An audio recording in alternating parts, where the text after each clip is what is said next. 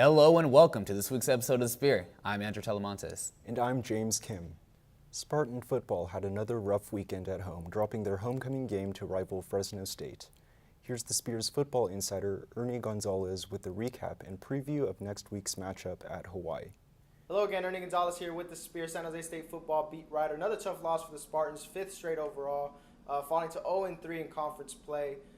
Big one, a big tough loss. Obviously, Fresno State, California rival, got to give up the Valley Trophy, 27-10 defeat at home.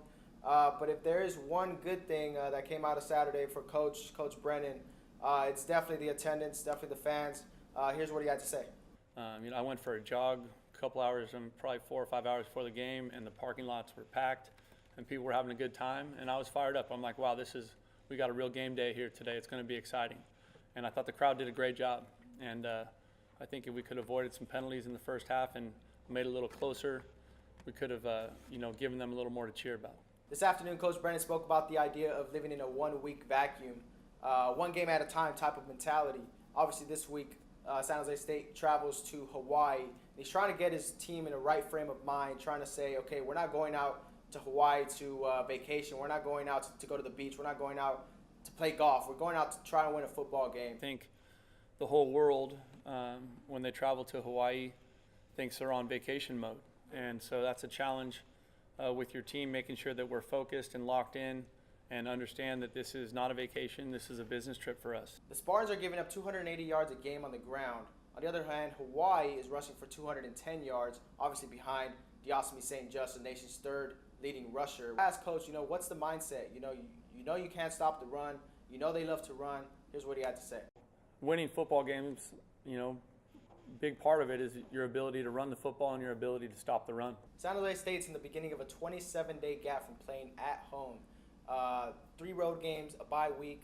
Here's Coach on the importance of that bye week and what it means going forward. Charge the batteries, get going in recruiting, and then also get some guys healthy.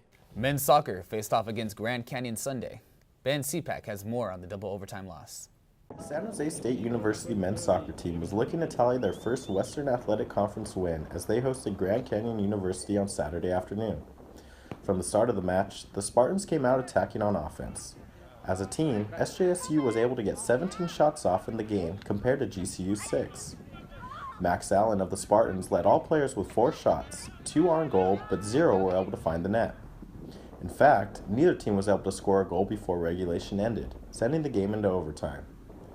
The first and only goal of the match wouldn't come until the second overtime, in the 107th minute of the game, when Alex Radia of Grand Canyon crossed the ball into the box, assisting Nicky Jackson to his 6th goal of the season and winning the game 1-0.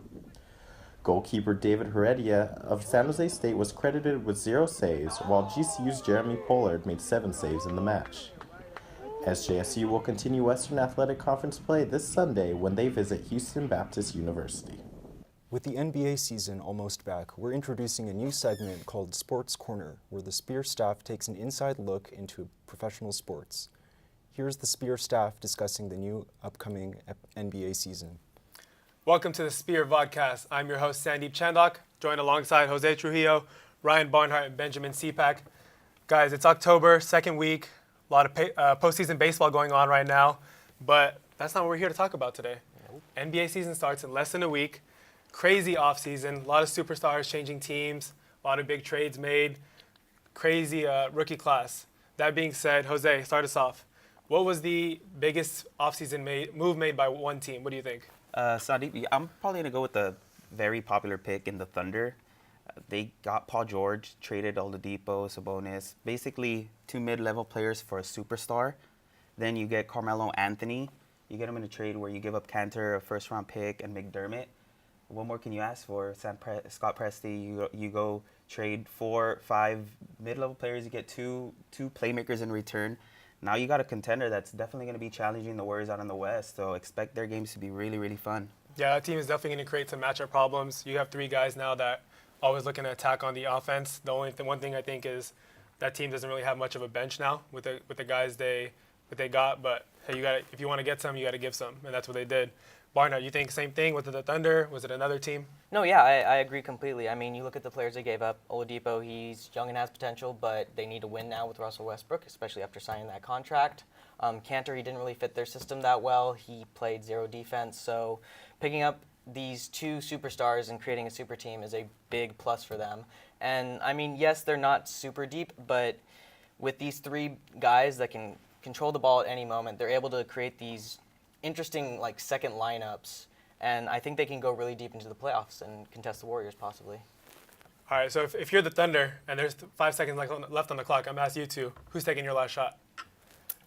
I'm taking Carmelo Anthony, to be honest. Why Carmelo? I've seen Paul George's stats at the end of the game, and I believe he's like 1 for 20 on game winners.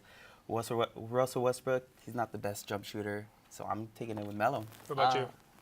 I don't really think any of them are really all that clutch, to be honest with you. So you can have someone else take it besides one of those three guys? I mean, you would, by having those three on the court, you would open it up to the other two players easily. But if I had to pick, maybe Russ, just because it's, at the end of the day, it's his team. He's going to want to take the shot. That's true. It is Russ's team, but I'm sure we'll see a spread of the ball going around when it comes down to those late game situations. So who do you think made the biggest offseason move? I think the Thunder, without question, made some big moves. But I didn't come to talk about the Thunder. I think everyone's talking about the Thunder lately. Everyone's talking about Carmelo Anthony and Paul George teaming up with Russell Westbrook. But I think we're forgetting about another top contender in the West, and that's the Houston Rockets. I mean, this is a team that won 55 games last season, and James Harden had the most assists in the league. He averaged 11.2 a game. And now we're pairing him up with Chris Paul, a 9-time All-Star who has averaged 18.7 points a game and 9.9 assists a game throughout his career. I mean, that's a deadly backcourt right there with just those two guys alone. That's all we have for The Spear this week. Follow us on Instagram and Twitter, and check out our website, thespearsgsu.com. The Spear staff sat down to take a deeper look into Spartan football. Hi guys, welcome to another edition of the Spear Vodcast. My name is Mohammed Bafaki, and I'm joined alongside Keanu Hagigi. Keanu, once again, Spartans lose homecoming night, rival Fresno State, Valley Trophy on the line after defending it 2 years in a row. Couldn't stay here, only put up 10 points. Josh Love, once again, didn't even accumulate 100 yards. But Tyler Nevins had a breakout performance once again where he carried a lot of the load and almost had 100 yards rushing. Offensively, what did you see from the Spartans this past weekend? I saw much of the same. Very bad quarterback play, not being able to sustain drives. Listen, this is our 7th week into the season. We've been talking about the same things over and over again. Time of possession. The other team has the ball for 2/3 of the game. The defense can't rest as a result of that, and the offense has nothing going on. Tyler Nevins, yes, he did have a great game. I will say that he will probably be the starter against Hawaii next week. But Josh Love with a 16.4 QBR this week, it's not going to cut it. Absolutely. And with turning the ball over, it also means that it puts a lot of pressure on the defense to have to look for answers while they're on the field quite often. And Frank Ginda with the career-high 19 tackles has already surpassed the 100 tackle mark, which he didn't even accumulate all of last season. It's a big step. However, the defense in the first half gave up a lot of big plays to the freshman running back Ronnie Rivers, but in the second half, they were able to turn it around and sustain some really good defensive drives. However, what do you see defensively that will kind of be important moving forward?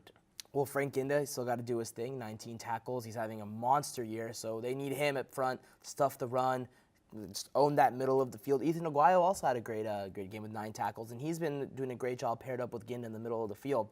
The corners have to minimize those big plays because they're passing over the top, and the running backs are having a field day against us. Front seven's really got to step up. They've been struggling all season long, and if you want any chance in college football, you can't be giving up 200, 300, 400-yard rush games. Absolutely. And with struggling, it comes down to looking for answers. Moving forward, who do you see that guy on offense stepping up and possibly making some big plays for them? It has to be the quarterback, whether it's going to be Josh Love or Montel Aaron when he comes back. They just need a quarterback. They need a leader on offense. There is no leader on offense, and it's very apparent when they keep going 3 and out over and over and over again. Clearly, and we know who the leader is on defense with Frank Ginda leading the charge. However, eventually he needs some help. He's talked about how well the front seven has been doing, but in the secondary they gave up some big plays, and I think it's going to come down to someone else stepping up as well to keep Frank Ginda, on the field, but also sustaining more power as well. Who's going to be that guy to kind of help him out? it's got to be Ethan Aguayo because he's the only other person who's really been racking up the tackles and really showing some heart out there. The secondary needs to help him out because they've been giving up big plays over and over and over again. It's a lot of the same things that we see, and it's going to be tough. That's all I got to say. It's going to be tough because there's a lot of issues from every position on the field. Absolutely. Well, thank you for joining us, guys. Once again, Mohamed Bafaki, Keanu Hagigi, thank you for joining us, and we'll see you next time. What is the women's cross country team like? Do they enjoy pineapples on pizza? Or who's the funniest person on their team? Janae Memes finds out. Hi, my name is Jeanette Zambrano. And I'm Addie Aldapa. Jeanette. Me? Yeah. Oh, okay, me.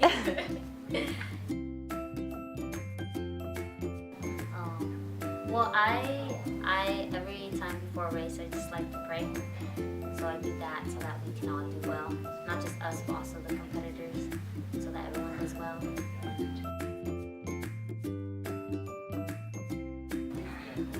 I like eggs and bacon. That's what I like. And a banana. Yeah, I was gonna say bananas with like peanut butter and like cinnamon.